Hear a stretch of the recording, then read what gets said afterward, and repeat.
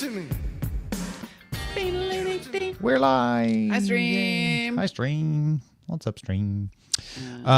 Yeah, so apologies if you're watching this live and you're like, wait, DTNS Live is happening right now. It's just a matter of the schedule, and we could not go live, but we decided to go live. So go watch DTNS Live and come back and watch this on demand. Exactly. But we'll be here. It's not as, we're not as breaking newsy, you know? No. Yeah. But hey, yeah, I came back from a few days in Vegas at Scott Johnson's and Brian Ibbott's TMS Vegas thing with a basket of things. Oh, I bet. Yeah. I mean, traveling in general, but then going to Vegas. Going to Vegas and then hanging out with a bunch of fellow geeks and nerds, you know. It's like, what? That? Oh, whoa, what's that? Oh, you heard of that? Oh, yeah, this is good stuff. And especially with the Frog Pants community, you've got knitters, you've got anime fans, you've got you're getting all kinds of subcultures. Like, well, hold on, let me tell you about this thing. So That's awesome. yeah. I can't wait. Super exciting. So I definitely got two good things for this week, and I feel like I would not even need new things for next week. Damn. All right, that's awesome. I saw this thing today that is like fully I saw this thing today that was the exact thing that I needed to cement my thing, Yeah. but now I can't find it. Except I might have to go to the site that I don't hate. Opinion. One moment, please. Your Hold, thing is please. very important to us. I need to click all the things. There it is. There it is. All right. Okay, boom. Okay, boomity boom boom. And boom goes the thing. And boom goes the thingamite. Thingamite. Thingamite. It's like Vegemite. She just made me a Thingamite sandwich. Thingamite.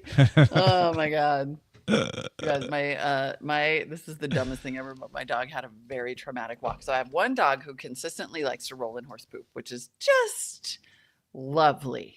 Mm, And ain't then it just. and my God love him, my dog walker / co-parent, if I'm being honest, dog co-parent, like we have had a lot of talks about Yeah. where I'm just like, please don't bring him back covered in horse poop. Mm, Like mhm, if he rolls in poop while I'm walking with him, that's my problem. mhm. But if he rolls, and I'll take him to get a bath. But if he rolls in poop while you're walking him, that's your problem. So can you bring him back clean? Like not covered in poop. Mm-hmm. Drop him out. I think that's reasonable.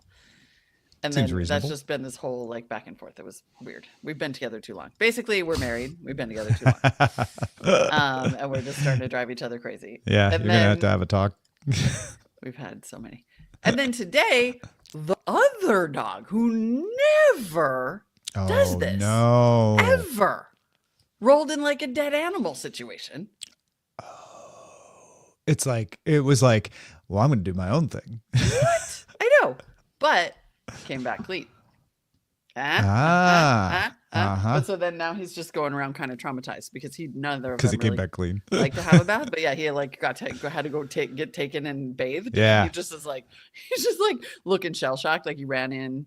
He's one of those dogs that has to get all the water off him by dragging his body across everything, which is why Yeah. the skunking was so horrible. Because when he got Oh. skunked, he Right. dragged his body across everything. Yeah, why with the rollers?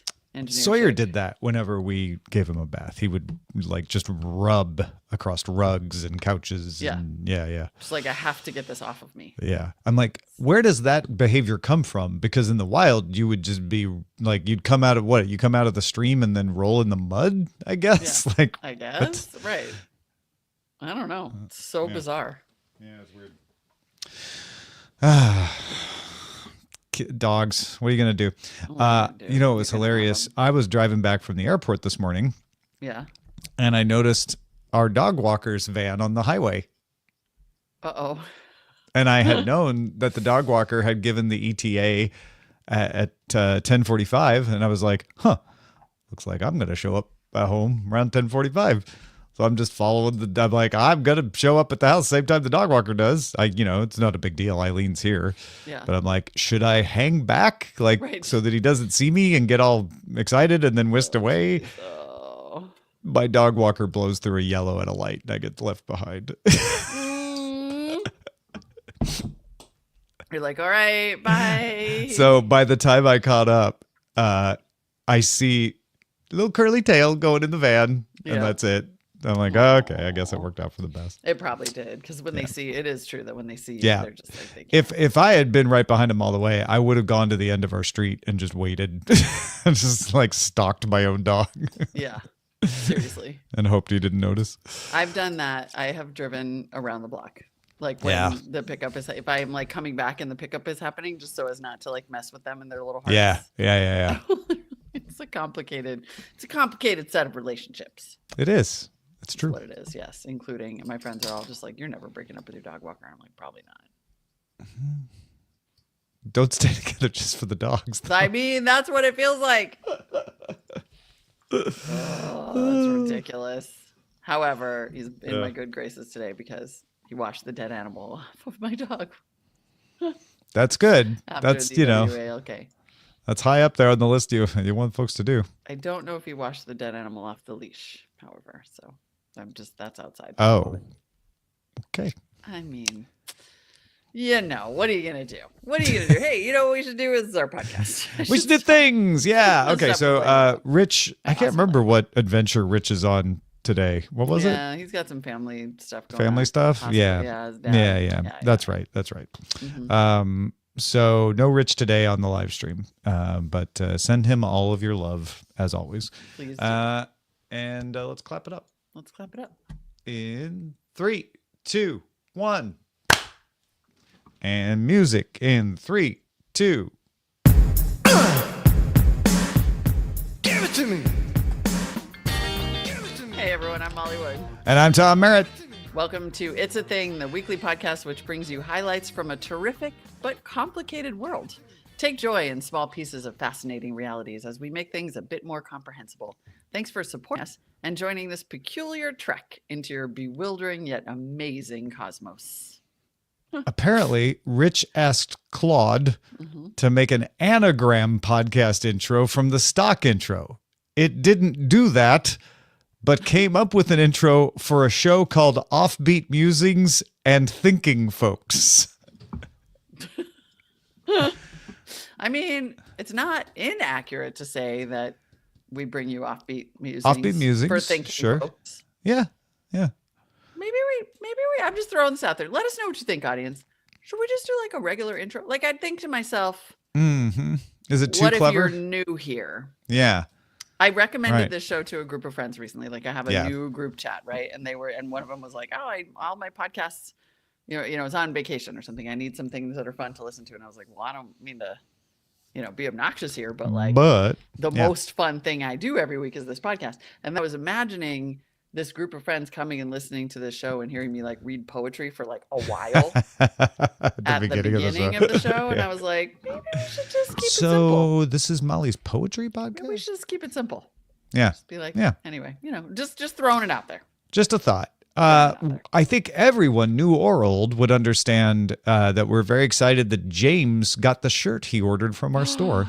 Hot damn.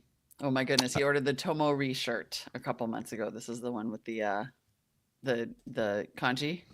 Yes. Oh, look at the picture. Rocking Looking the shirt. good. Yeah. They sent along a picture. That is what we've been waiting for. Man, Yeah. that is a cool shirt. That is a legitimately It's a cool good looking shirt. Yeah. Yeah. And James says it's really nice quality also. Well, and that's why we want you to send the picture, and you can tell us like, please don't put this on the stream if you don't want. But yeah, we want to see it in the wild. We want to see how it looks. Yeah. Because this makes us even more excited for the Tomori shirt. So if you would like to see what that shirt is, go to itsathing.me/shop. Yes. And find all of our other merch. Not an Art Deco shirt though. And I say that it is not. because my first thing is that Art Deco is becoming more popular. I would not say it's coming back because Art Deco's kind of always with us. Right. Yeah. But it is, as Elle Decor magazine says, it seems to be everywhere all at once. And ponders the question, is Art Deco the anti-quiet luxury? Is it a response to minimalism burnout?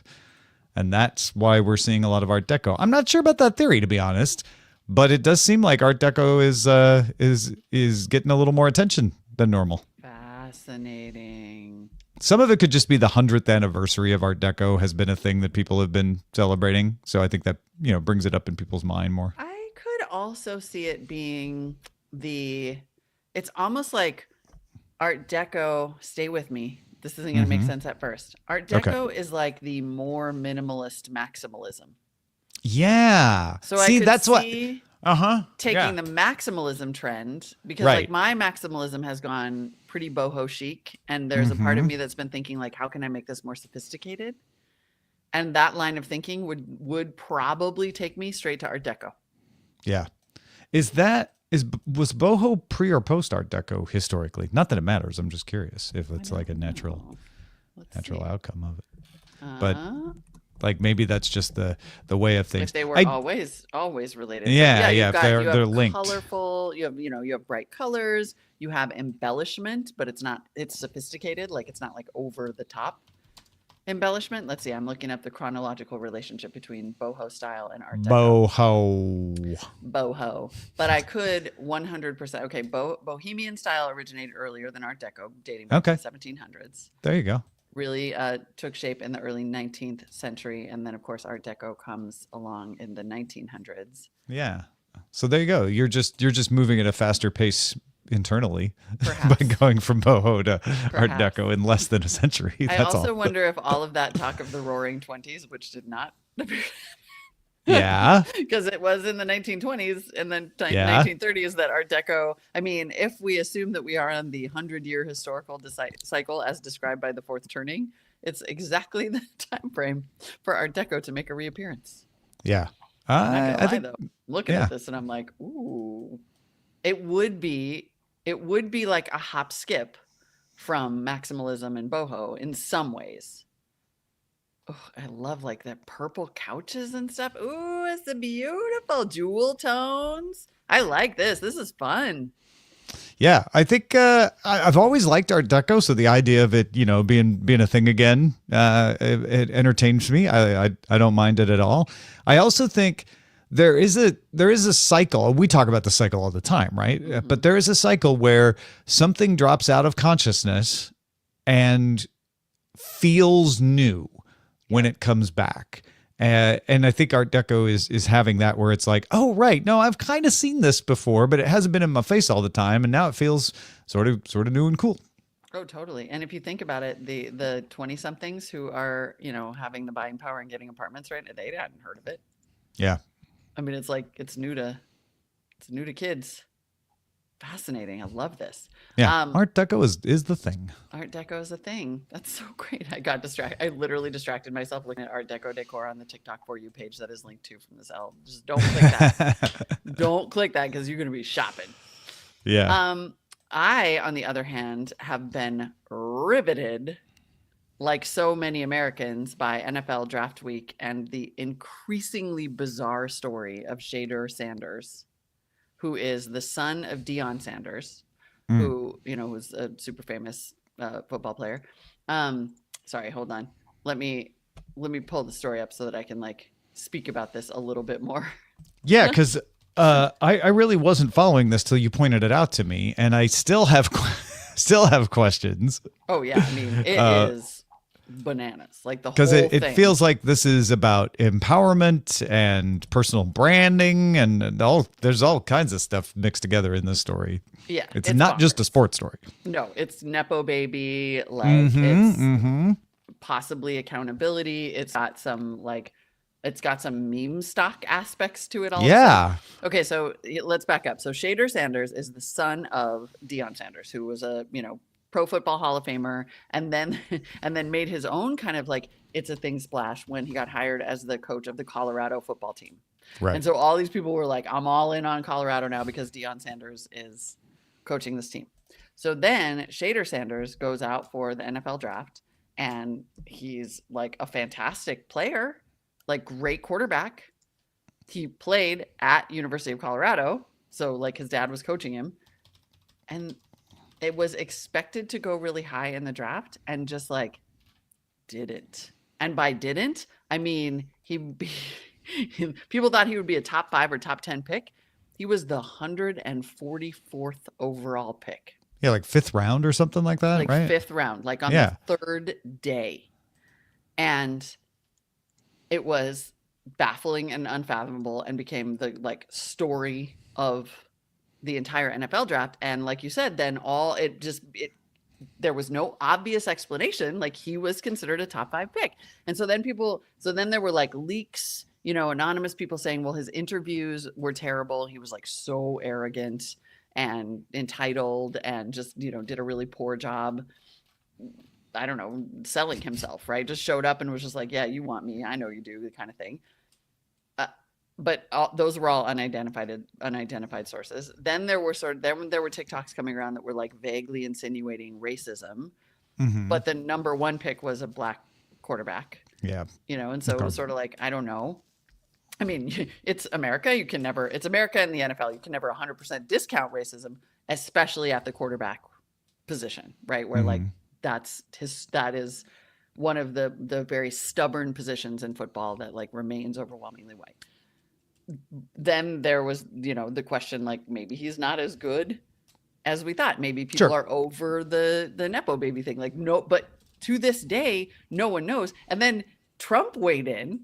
Like then President Trump posted on Truth Social about why Shader Sanders wasn't getting picked, which was then its own kind of drama. So then he finally gets picked in the 5th round by the Cleveland Browns, who already have like, I don't know, 116 quarterbacks on their roster. That's not true, but they're like 5. There are 4. They've got Joe Flacco, Kenny Pickett, Dylan Gabriel, also a rookie, and then Deshaun Watson, who's been hurt. So he's like the 5th guy in the 5th round of the NFL draft. And then today, and this is the bonkers part that made me bring it to the show, and today come to find out his jersey is the number 1 selling jersey in the NFL right now. It's the top of all 2025 draft picks. Shader Sanders now has the top selling jersey among all. He's a meme stock.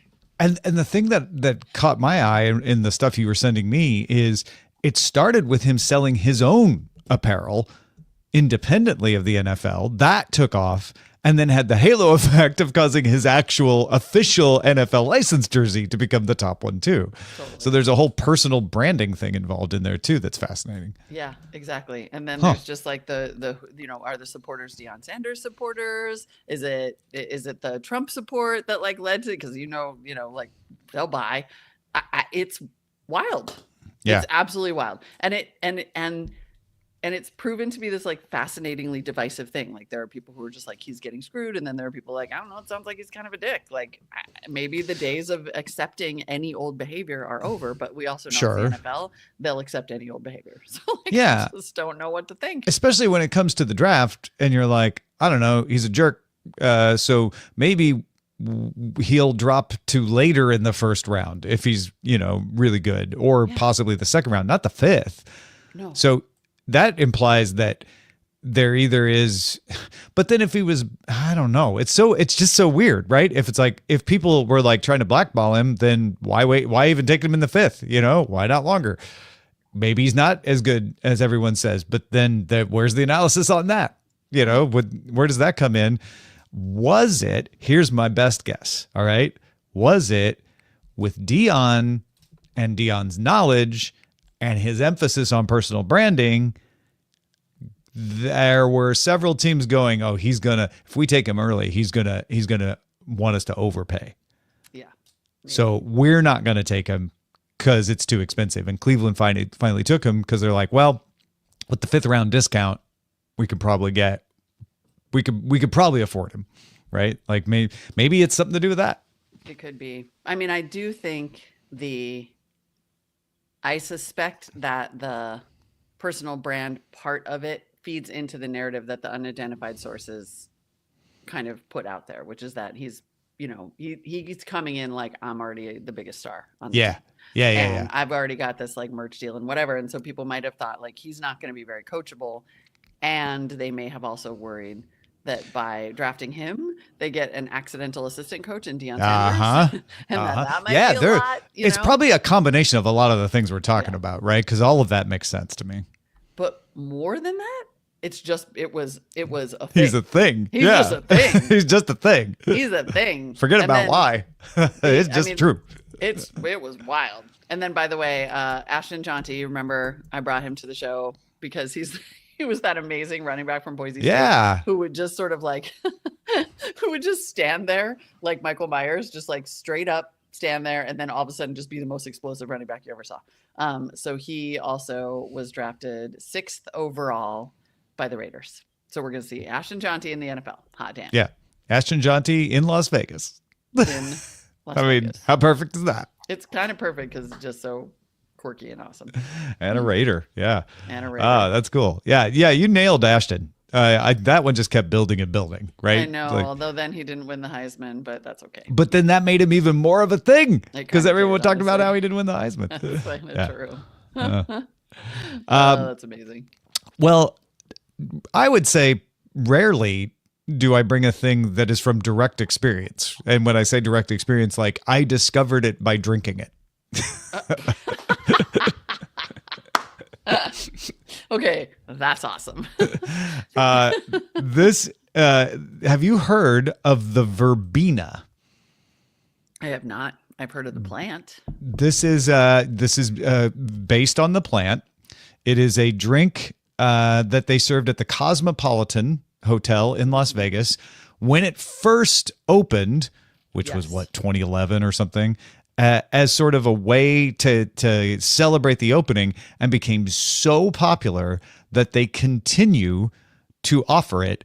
And over the 8 years, it has rung up $9.4 million in sales just on its own, just that drink alone. Oh my God. People go to the Chandelier Bar where you have to reserve a table. You know, you could walk up and maybe get a reservation. You might have to wait, but people reserve ahead of time, and they come just to drink verbenas, and they constantly make verbenas. I was at TMS Vegas, which was the Morning Streams annual event where everybody gathers in Vegas and hangs out, and they do a live version of the show and stuff. And Barry Folk, who's a member of that community, he's a member of all of our communities actually, got the reservation at the Chandelier and was like, I need everybody to learn about the verbena. So actually learned about it from Barry, but really didn't know much about it until I showed up, and Barry put one in my hand. And the deal with it is that it uses a Szechuan flour. Same thing that's in like Dan Dan noodles. They call it a Szechuan button. And they give you instructions when you drink it. They basically come over and they're like, okay, so first of all, take a drink, learn how it tastes. Maybe take a couple of drinks. Don't drink the whole thing though. And then when you're ready, eat the flour. Okay. Then wait, crunch it up, swallow it. Wait a minute for the flour to take effect for the numbing, the Szechuan numbing. Yeah. Then drink again. You'll be drinking an entirely different drink. What? Yeah. I have to go there immediately. And did right? that happen? Yeah. I did a video. I put it up on Instagram of me drinking it, and you'll see me go like, like it's Oh my not. goodness. It's not like I was drinking bourbon and suddenly I was drinking like grape Kool-Aid. It's not like that. But I'm like, oh yeah, no, this tastes different now. It's like it isolates the flavors more and strengthens them more, and it's like you're drinking a different drink. It's pretty crazy. That is so fascinating and fun, and I cannot wait to try it. And I love, by the way, you just sold it. They just hit the 10 million mark by the. All of us were like, now I have to try this. Right? Yeah. That is delightful. I had no idea that. And they do a virgin version. If you're like, well, I don't drink alcohol, they'll do a virgin version that that has the same effect. You'll be drinking one drink and then you sip it and it's a different one. But the main version is tequila, so it's a bit of a margarita-ish kind of flavor profile. But it's got yuzu, sour, ginger syrup, and then lemon verbena leaves, and then that Szechuan button to Dang. change it up. Okay. I was just talking to somebody yesterday about how I am now at the age where it's unfathomable to go to Vegas for a vacation. And now I'm like, maybe I should just go to Vegas. Maybe Like, just that go to would the be fun. Cosmo and get a Go to the verbena. Cosmo and get a verbena. You know? I unfortunately neglected it so much and put it out in the hot heat and it died. But I did have a lemon verbena plant for a long time. Oh yeah. There is no better smelling plant and leaf, and you can make tea out of it, and it is just delightful. Like, So highly then you recommend just as a plant. Go to You can make your own. 99 Ranch, get some Szechuan buttons, and yeah, Exactly. Buzz button, they call it, which is hilarious. yeah, Absolutely hilarious.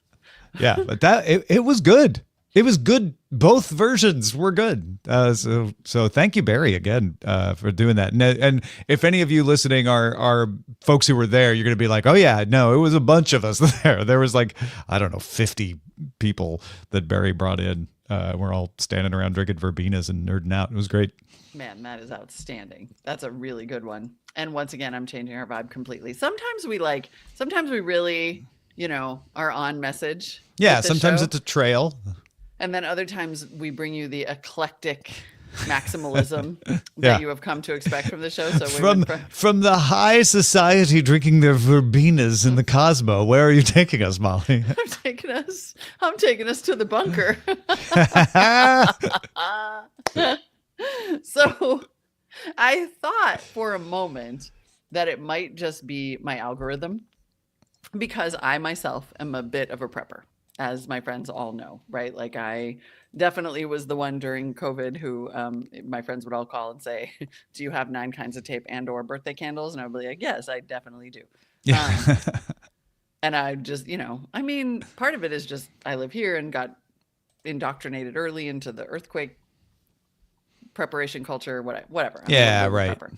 So I started seeing on Threads a bunch of posts about stuff you should buy in advance of shortages related to the tariffs. Okay. That's the most recent. This is the most thing. recent Yeah. incarnation of mhm. this. And I was like, this must just be my algorithm. And, you know me, like, I already did that. I was like, oh, yeah, whatever. I already have my beans, suckers. I did Sucks that to a be month ago. you. Yeah. Sucks to suck. But then somebody posted, like, Ross Douthat, the New York Times opinion writer, Mm-hmm. wrote a piece just like maybe a week or 2 weeks ago about how an age of extinction is coming and here's how to survive. Oh my gosh. Yeah, and he's sort of like, we're because of the digital revolution and the end of globalization and just demographic changes, we're being herded into like a bottleneck. And then I started seeing there was like a magazine piece on how survivalism is the new thing. And like, people are sort of taking up, obviously, like, rich people, billionaires have been buying bunkers. Like, we know that, Peter Thiel basically bought New Zealand as his bunker. But there's like a whole kind of prepper movement. And it is now starting to go mainstream. Like, there is now a mainstream. I mean, you could sort of tell the vibes of a society when survivalism is trendy Yeah. all of a sudden. Yeah, because survivalism generally trends in a subculture, right? Because that subculture feels threatened. And so historically, like, it might be a cult, right? That gets survivalism because the cult survives by creating a mentality that you are all in danger from the mainstream or man or whatever. And this is just mainstream society doing It's it. the mainstreaming of prepping and survivalism. Yahoo had a story about how there's a booming business of bomb and survival shelters. There's also, and then on top of this, there's a big conversation about climate havens. And that conversation is starting to be a lot more mainstream. Like, you're starting to see a lot more stories of like, oh, Wisconsin prepares for an influx of people looking for climate havens. So you have this emergence of disaster mindedness. Yeah. That is, you even have the blowback. Like, there's a story on Capital B that's reposted on Yahoo Life that's like, meet the Black women who say survivalism is a necessity, not a trend.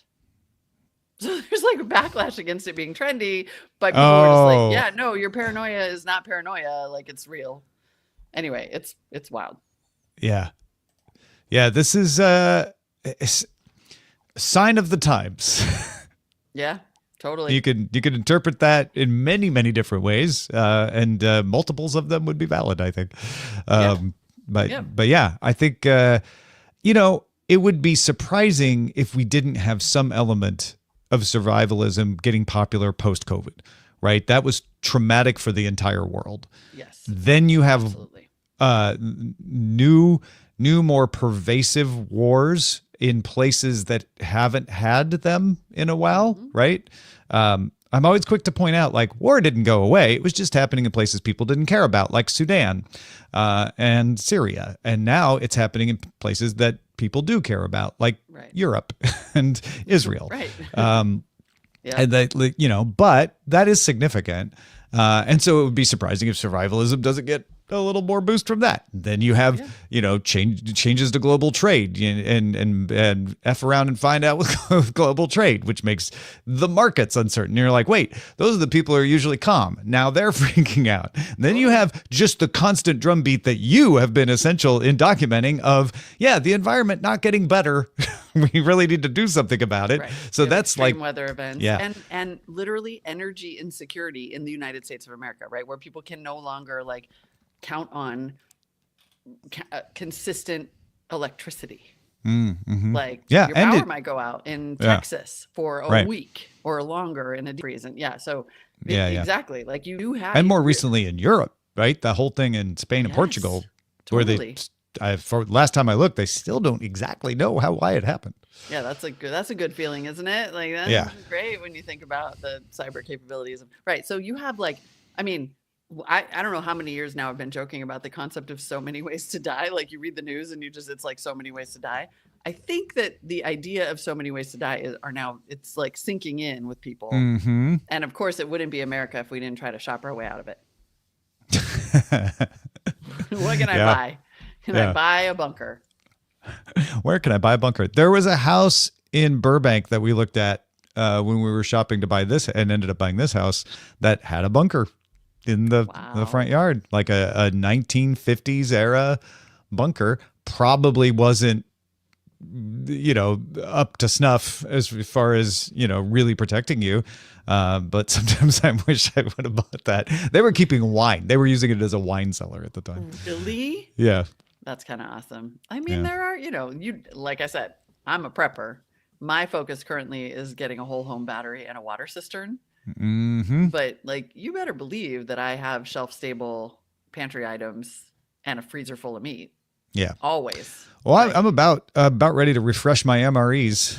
They last forever, but not forever. So every once in a while, you gotta change them out. Yeah, I should check my backpacking meals. I mean, it's just we live in earthquake country. Like, let's be clear. So that's part of why.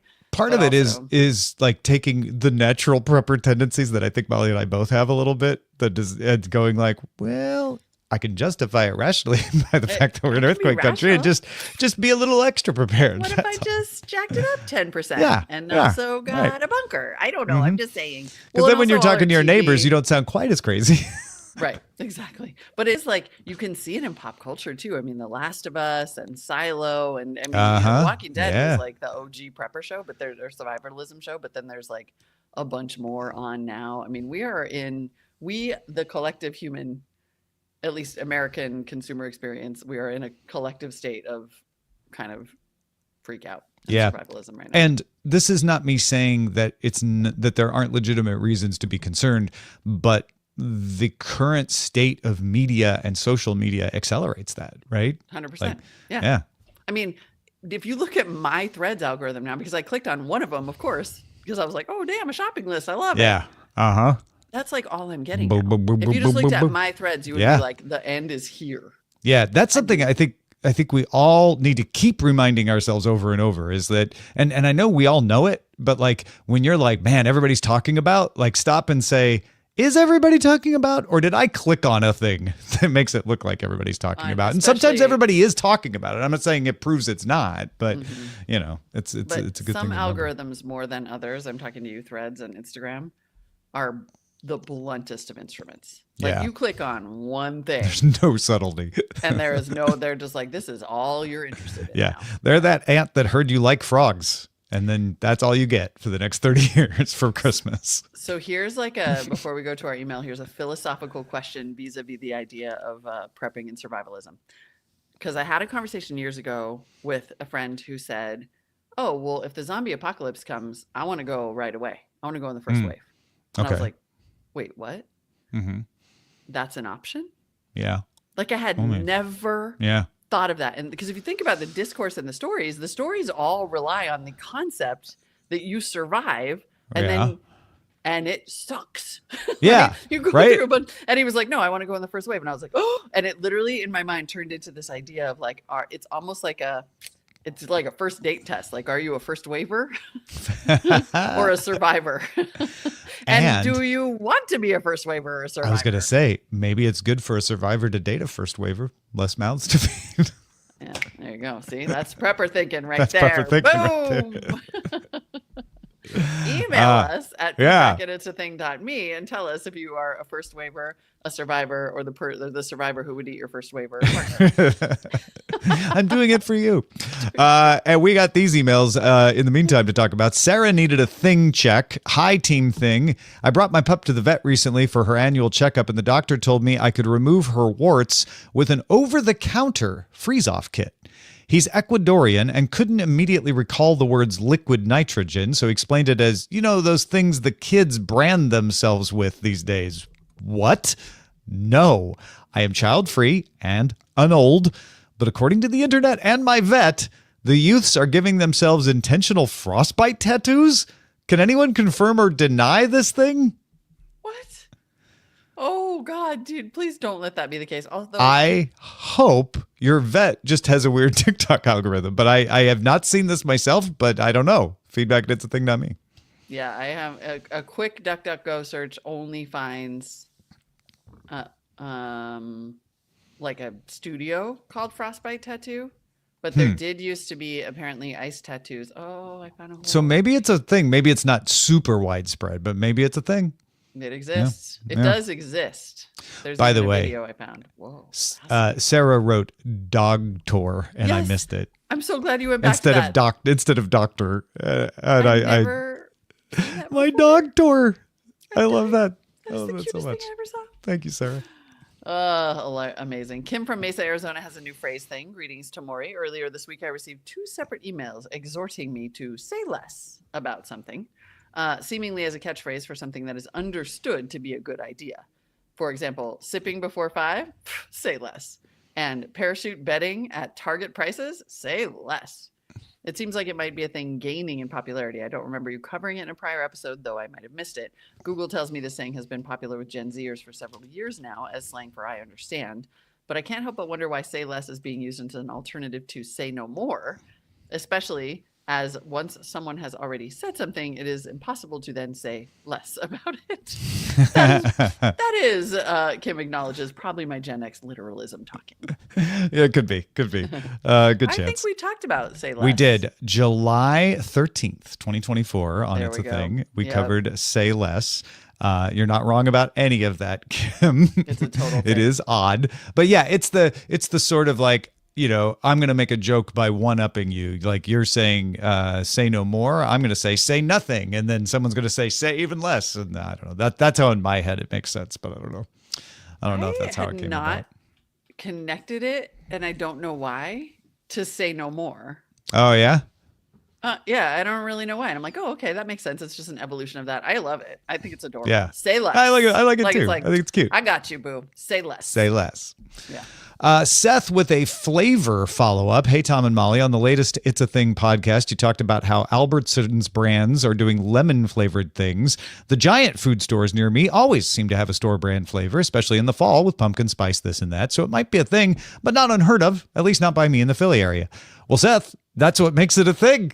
Like that just makes it thingier when you, so you're just doing the thing formation for us, which we Oh, they appreciate. do that all the time? Yeah, totally. Yeah. Speaking of which, Tabitha wrote in on Balatro and says, hello again, Thingsters. I have a thing formation on Balatro. It is, in fact, a thing-a-ling-a-ding-dong. Wow. Evidence. Why don't we have that as a prize category, by the way? One, it won Indie Game of the Year at the Game Awards, the Oscars of video game award shows, and Game of the Year at the Indie Game Awards.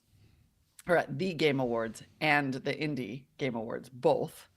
And then two, when I texted the family gaming chat that I heard you guys talking about it, my brother-in-law, who can testify to the addictive quality, shared a post from X where Balatro Cards got a version showing characters from another game, Stardew Valley, a personal favorite and thing from about 5 years ago. When you have a crossover, it's definitely a thing. Oh, yeah. That's good stuff. Staying away. We also got Larry from Columbus confirming that Balatro is a great game.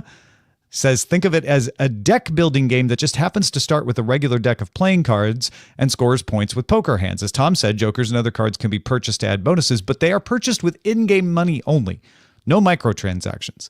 The developer claims that there will never be an ad-supported version. It is a little pricey for a mobile game, but it is honestly refreshing to play a game without ads or timers or constant bugging to buy booster packs. So it sounds like you buy the game and then you play the game. You don't have to pay for it anymore.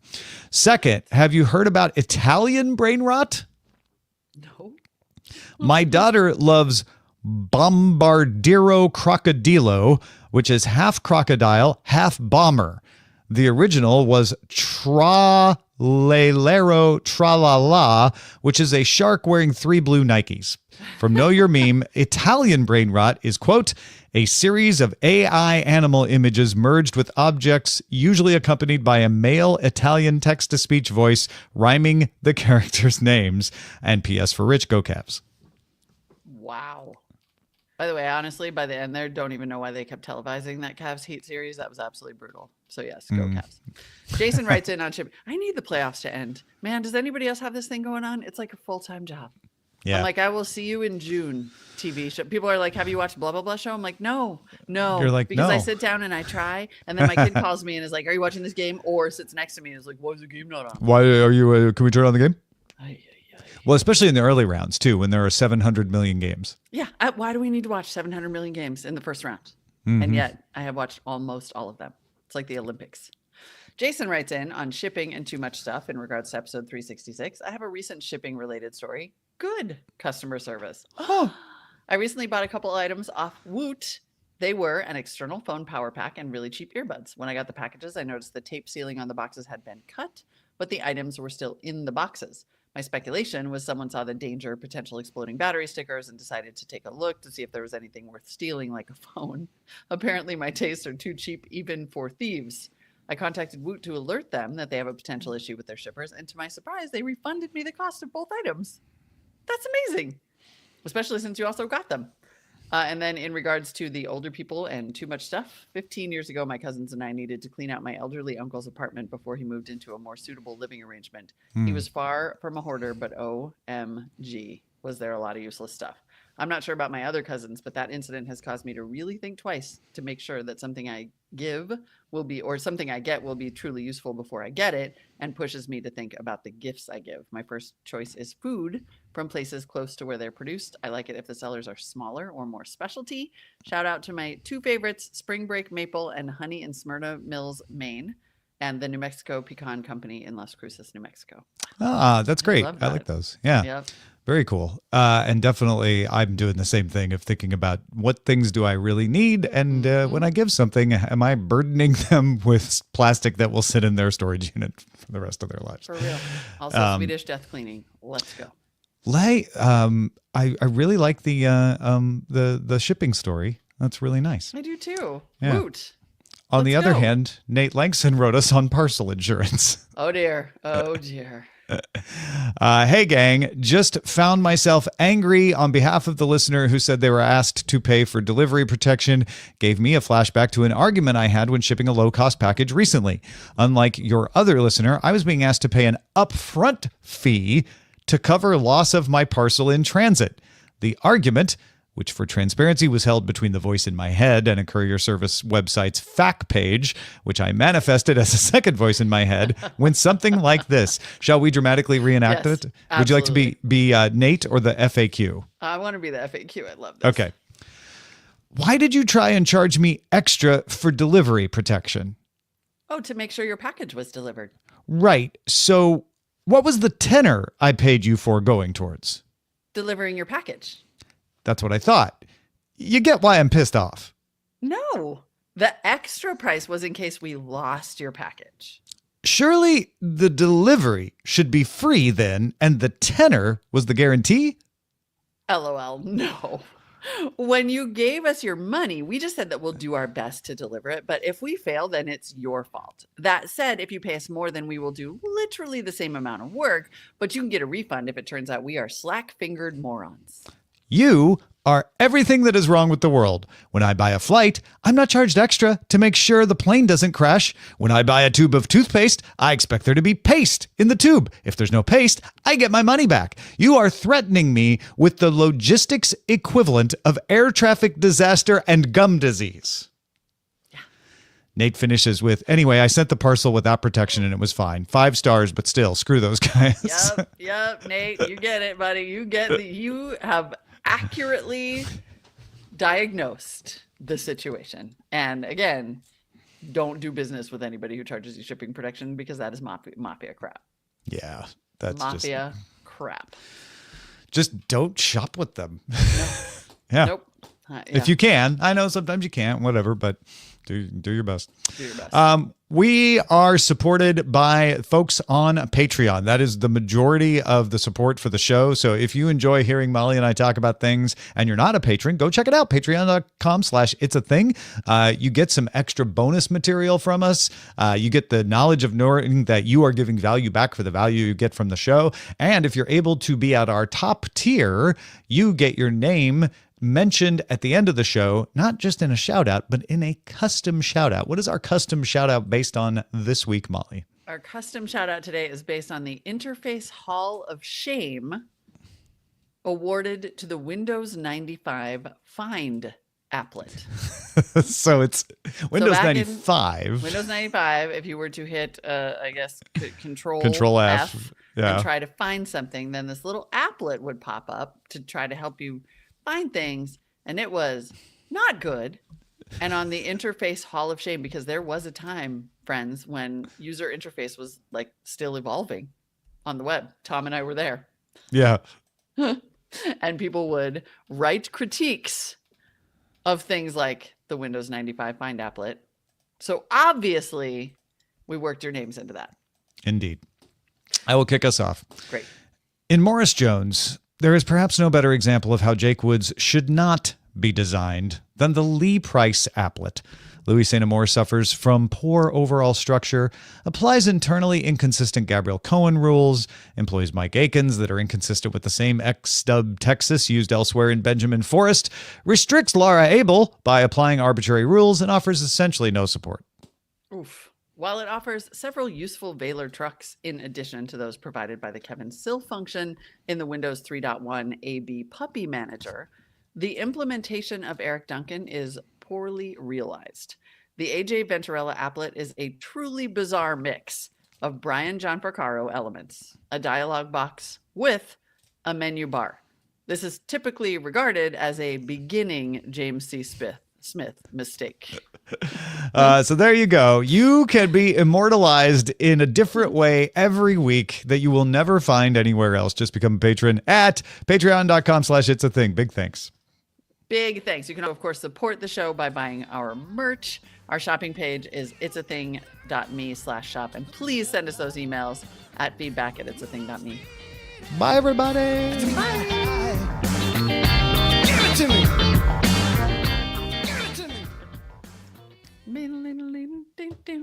Ice tattoos, dude. Kind of a thing. I mean, they exist, rather. Wow. Yeah. Yeah. And they obviously are more popular in cold places, which is probably why we don't know anything. It's a about thing. It's a thing. It's kind of a thing. It's crazy. Do you think Originated in the early 1900s as a popular winter activity in Canada where folks are just messed up. Oh, wait, no. These are... Oh, yeah, no, it's... Yeah, you put it on your body. Oh. I wonder if the show would be more promotable if we picked out of all the things we talk about a thing of the week. Yes. Hey, you know what else? You know what else we should do on our show? I decided What? Again, this was all prompted by looking at our show page as I was Through the eyes recommending of your, it right yeah. through the eyes of my high functioning professional women friends, and I was like, we should just say what the things are in the title. Hmm. Well, that's what I was thinking. Like, and then a thing of the week. definitely in the yeah. description.